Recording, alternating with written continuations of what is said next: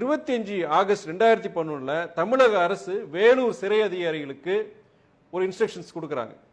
September 9 2011 அவங்க 3 பேரையும் தூக்குல போடணுங்கிறது அந்த டேட் வைஸ் ஃபிக்ஸ் பண்ணிடுறாங்க.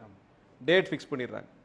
இப்போ இதுக்கு மத்தியில் பார்த்தீங்கன்னா உங்களுக்கு வந்து தலைவர் இந்த அறிவிப்பு, அதாவது அந்த மத்திய அரசு இந்த தமிழக அரசுக்கு அந்த அறிவிப்பு வந்து வெளியில விஷயம் வந்ததுக்கு அப்புறமே இந்த மாதிரி தூக்கு தண்டனைங்கிறது வந்த உடனே தலைவர் வைகோ வந்து அந்த காலத்தில் வந்து உங்களுக்கே தெரியும், ரொம்ப ஒரு பிஸியான ஒரு ஷெட்யூல் இது, பதறி அடிச்சு. அப்போ எங்களுக்கு ஞாபகம் இருக்கு, அரசியல் இல்லாட்டி பொறுத்த வரைக்கும் இந்த மாதிரி முக்கிய நிகழ்வுகள் பொறுத்த வரைக்கும் அவர் பேசுவார், சொல்லுவார்.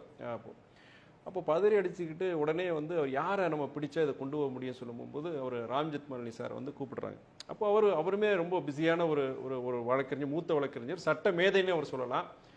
அவர்கிட்ட போகும்போது அவர் முதல்ல வந்து எனக்கு இருக்கிற என்னோட இது ஃபுல்லாகவே பேக்டாக இருக்குது, என்னோட கம்ப்ளீட் ஷெட்யூல் பார்த்தீங்கன்னா கம்ப்ளீட்டாக பேக்டாக இருக்குது, என்னால் டைம் ஸ்பேர் பண்ண முடியாது அப்படிங்கிற ஒரு இதை சொல்கிறாரு. அப்போது தலைவர் வைகோ பொறுத்த வரைக்கும் அவர்கிட்ட என்ன சொல்கிறாருன்னா, அந்த 3 பேர் பார்த்தீங்கன்னா நீங்கள் அவங்க வாழ்வுக்கும் அவங்களுடைய சாவுக்கும் நடுவில் பார்த்தீங்கன்னா நீங்கள் தான் இருக்கீங்க. You will make the difference between life and death for the 3 convicts.